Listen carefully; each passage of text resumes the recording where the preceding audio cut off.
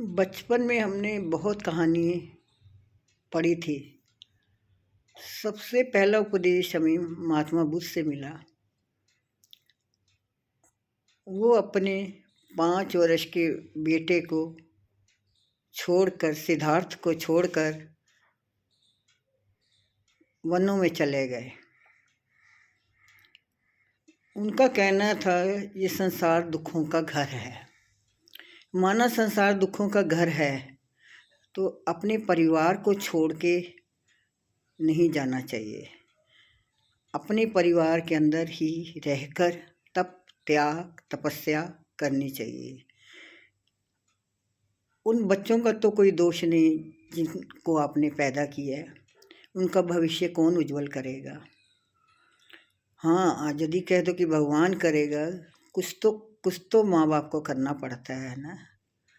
तो इसलिए अपने परिवार से मुख न मोड़ के अपने घर के भीतर रहकर ही तप करो, त्याग करो, तपस्या करो। अपने बच्चों को अच्छे उपदेश दो, अच्छे संदेश दो।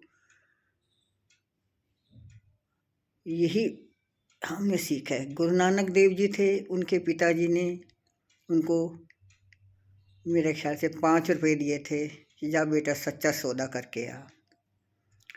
तो गुरु नानक देव जी अपने पिता के कहे हुए इस पे चल पड़े और रास्ते में उनको थोड़ा बहुत याद है कि शायद भूखा कोई मिल गया। तो गुरु नानक वो भूख से परेशान था, कुछ ऐसा ही था गरीब के बारे में। तो उन्होंने वो 5 रुपये उसको दे दिए और वो घर आ गए। पिताजी ने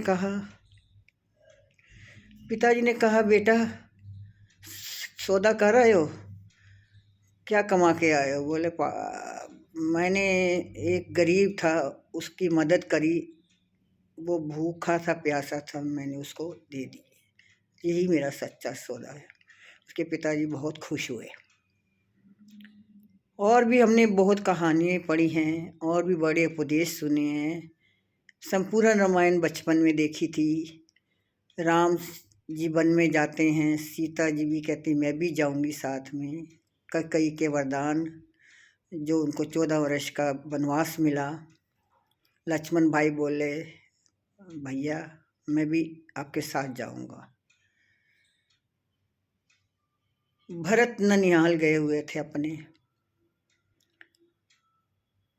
और उनके पिताजी राजा दशरथ की हालत बहुत खराब हो गई थी और भरत जी को संदेश मिला कि पिताजी का स्वर्गवास हो गया है।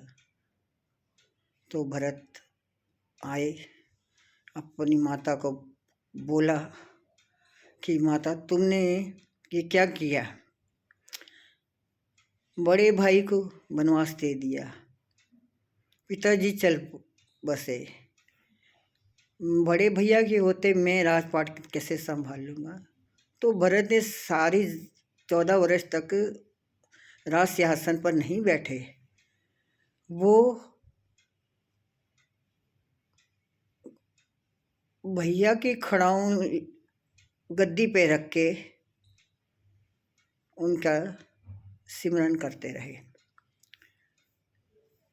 तो बचपन का एक हास्य व्यंग है। जब हम पिक्चर देख के आए संपूर्ण रामायण, तो राम जी ने सीता के गले में वरमाला डाली। तो मैंने घर आके कहा सभी राजा महाराजाओं ने कोशिश करी है, थोड़ा थोड़ा थोड़ा थोड़ा करके धनुष हिल गया होगा, और राम जी ने धनुष तोड़ दिया और सीता के गले में वरमाला डाल दी। तो सब बड़े हंसे। तो तब बचपन था, होंगे जब संपूर्ण रामायण आएंगे। अब मुझे थोड़ा याद नहीं, याद करूँगी तो याद आ जाएगा कितने साल की थी। तो ये था संपूर्ण रामायण में शबरी का वृत्तांत आता है। वो राम की इंतज़ार करती थी, मेरे राम आएंगे, मेरे बेर खट्टे मीठे खाएंगे। तो वो भजन भी बहुत अच्छा हमारे झंडेवाला मंदिर में हरीश जी गाते हैं।